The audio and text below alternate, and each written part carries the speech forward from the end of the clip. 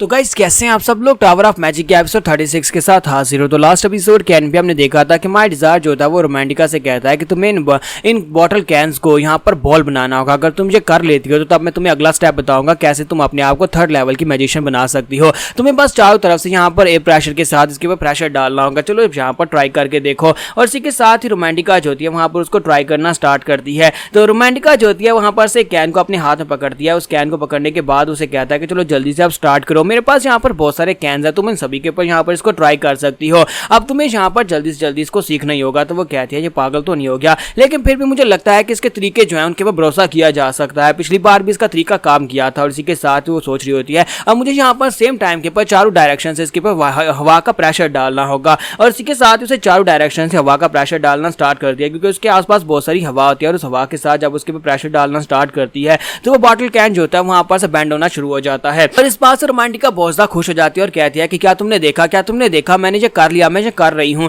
ये यहाँ पर से बैंड हो रहा है। तुम्हारा डिजायर से कहता है कि हाँ तुमने कर लिया। फिर साथ ही उसे कहता है लेकिन मेरी बात सुनो, तुम यहाँ पर डिस्ट्रैक्ट नहीं हो सकती। जब तुम यहाँ पर इसके ऊपर एयर प्रेशर डालना स्टार्ट करोगी तब तुम्हें यहाँ पर इसके ऊपर पूरा फोकस करना होगा, वरना कुछ और ही बन जाएगा। तो वो कहती है इस बात का क्या मतलब है। और इसी के साथ उसके हाथ में वहां पर एक स्फीयर आ जाता है। तो वो इस बात से काफी हैरान होती है और कहती है कि ये क्या बन गया। तुम्हारा डिजायर उसके हाथ से उसको पकड़ता है और उसे कहता है कि मुझे लगता है कि तुम्हें यहाँ पर एक सर्कल और एक स्फीयर में फर्क पता होगा। तुम्हें यहाँ पर एक बॉल बनानी है, ना कि यहाँ पर तुम्हें इस तरह के एक फ्लैट सर्कल को बनाना है। तो वो उसे कहती है कि हाँ मुझे पता है कि मुझे क्या करना है, लेकिन मेरा ध्यान भटक गया था। और इसी के साथ हमारा डिजायर उसे कहता है कि चलो अब जल्दी से अपनी ट्रेनिंग को स्टार्ट रखो, अब मैं प्राइम की तरफ जा रहा हूँ। और इसी के साथ ही नेक्स्ट सीन जो होता है हमें आउटडोर अरीना का सीन दिखाया जाता है, जहां पर हमारा प्राइम जो होता है वो अपनी प्रैक्टिस करने के लिए हमारे डिजायर के साथ आता है, क्योंकि डिजायर उसकी स्पेशल प्रैक्टिस के लिए उसे यहाँ पर लेकर आया है। तो उसे कहता है कि आज हम लोग यहाँ पर किसके साथ फाइट करने वाले हैं। तुम्हारा डिजायर उसे कहता है कि तुम किसी एक्सपीरियंस बंदे के साथ फाइट करने वाले हो। तो वो कहता है किसके साथ, क्या मैं यहाँ पर पार्सिवाल के साथ फाइट करने वाला हूँ या फिर अल्फा क्लास के किसी और लड़के के साथ फाइट करूंगा। तुम्हारा डिजायर उसे कहता है कि नहीं, पार्सिवाल या फिर अल्फा क्लास के बाकी लड़के जो है वो तुम्हारी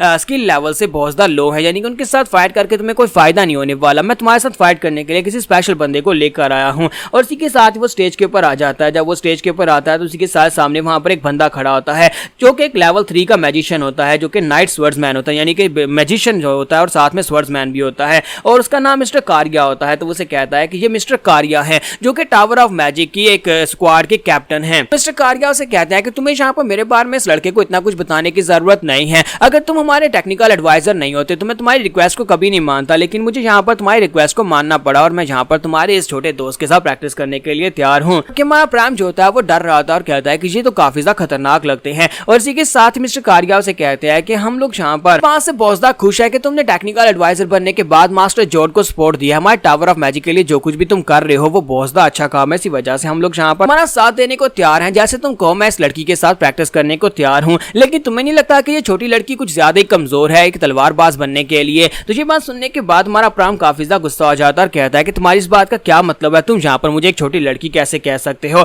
तुम यहाँ पर अपने ओपोनेंट को उसके अपीयरेंस से बिल्कुल भी जज नहीं कर सकते। और इसी के साथ हमारा प्राइम जो होता है वहां पर गुस्से के साथ से कहता है कि तुम यहाँ पर मुझे नीचा दिखा रहे हो, जिसे तुम्हें काफी ज्यादा भारी पड़ेगा। तो मिस्टर कारिया उसकी बात सुनने के बाद कहते हैं तुम तो लड़कों की तरह बात करते हो, इसका मतलब यह कि तुम एक लड़की नहीं हो बल्कि तुम एक लड़का हो, लेकिन तुम्हारी बॉडी जो है वो बहुत ज्यादा स्किनी है, तुम्हारे छोटे छोटे हाथ है, तुम्हारे छोटे पाँव से देखकर लगता ही नहीं है कि तुम एक लड़के हो। और हमारा रोक जो होता है उसकी बातों से और भी ज्यादा गुस्सा हो जाता है। और इसी के साथ वो डिजायर से कहता है कि मिस्टर डिजायर मुझे जल्दी से बताया कि हम लोग कब यहाँ पर अपनी स्पारिंग मैच को स्टार्ट कर सकते हैं। और साथ ही वो सोच रहा होता है कि मैं इस बंदे को हरा कर रहूंगा। और इसी के साथ दूसरी तरफ से मिस्टर कारिया कहते हैं हाँ ठीक है जल्दी से अपनी फाइटिंग को स्टार्ट करते हैं। तुम्हारा डिजायर उन दोनों से कहता है कि इससे पहले तुम दोनों यहाँ पर अपने स्पारिंग मैच को स्टार्ट करो, मैं तुम्हें यहाँ पर एक डिवाइस देना चाहता हूँ। वो दोनों को एक एक डिवाइस देता है और कहता है कि तुम दोनों को यहाँ पर इस डिवाइस को पहनना होगा, क्योंकि जब भी यहाँ पर तुम में से किसी की तलवार तुम्हारी बॉडी के साथ टच करेगी, तो यानी कि तुम्हारे ओपोनेंट की तलवार तुम्हारी बॉडी के साथ टच करेगी, ये सेंसर जो है ये बीप करेगा और उस वक्त पता चलेगा कि तुम में से कौन यहाँ पर जीता है। यानी कि जिसकी बॉडी के ऊपर ये बीप करेगी उसका ओपोनेंट जो होगा वो विनर हो जाएगा। मिस्टर कारिया फिर से यहाँ पर हमारे प्राइम का मजाक उड़ाते हुए कहता है कि मुझे लगता है कि ये छोटे बच्चे के लिए बहुत ज्यादा मुश्किल होने वाला है, क्योंकि मैं तो बार बार यहाँ पर इसके सेंसर की बीप को बजाने वाला हूँ।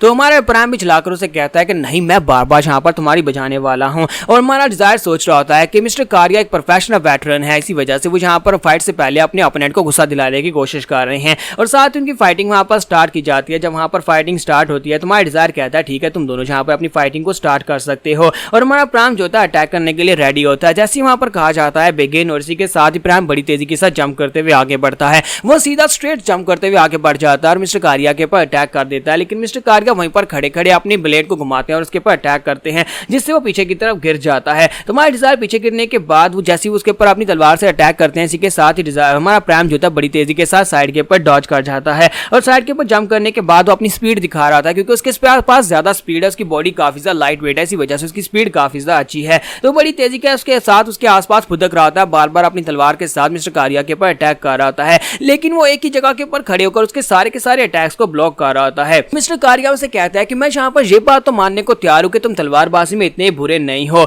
लेकिन तुम्हें क्या लगता है कि तलवारबाजी में सिर्फ और सिर्फ तेज होना ही ठीक है, लेकिन तुम्हारे अटैक्स एक्यूरेट नहीं है। अगर तुम यहाँ पर तेज होना चाहते हो तो उसके साथ तुम्हें यहाँ पर एक्यूरेसी की भी जरूरत है। मैंने सुना था कि तुम लोगों ने यहाँ पर क्रैकन की टीम को हराया था, उन आउटसाइडर्स को जो लोग यहाँ पर हमारे लूली ब्रांच में उस टियर 2 के मैजिक क्रिस्टल को चोरी करने के लिए आए थे। लेकिन बच्चे, मुझे लगता है कि तुम्हारे अंदर एक्सपीरियंस की बहुत ज्यादा कमी है, तुम्हें यहाँ पर फाइटिंग एक्सपीरियंस की जरूरत है। तुम यहाँ पर डायरेक्टली ऐसे बिना सोचे समझे अटैक नहीं कर सकते, क्योंकि जब तुम यहाँ पर बिना सोचे समझे अटैक करोगे तुम्हारी बॉडी के ऊपर बहुत सारी ओपनिंग्स रह जाएंगी, जैसे कि अभी यहाँ पर तुम्हारे ऊपर एक ओपनिंग है और इसी के साथ वो अपनी तलवार के साथ उसके ऊपर स्टैप करते हैं, लेकिन हमारा प्राइम जो था बड़ी तेजी के साथ पीछे की तरफ जंप कर जाता है और अपने आप को वहां पर उसके अटैक से अवॉइड करवा लेता है। तो वो उसे कहता है कि ये बात वाकई में कमाल की है कि तुम्हारी फिजिकल एबिलिटीज यानी डॉज करने की और साथ ही यहाँ पर जंप करने की एबिलिटीज काफी ज्यादा कमाल की हैं, लेकिन सिर्फ इतना काफी नहीं है, तुम्हारे पास यहाँ पर और भी ज्यादा स्किल्स होने चाहिए, जैसे कि किसी को काउंटर करना या फिर अपने आप को डिफेंड करना। सुनने के बाद प्राइम उसे कहता है कि तुम्हारे कहने का मतलब क्या है, और इसी के साथ ही वहां से कहते हैं कि क्या तुमने यहाँ पर इस बात को नोटिस नहीं किया,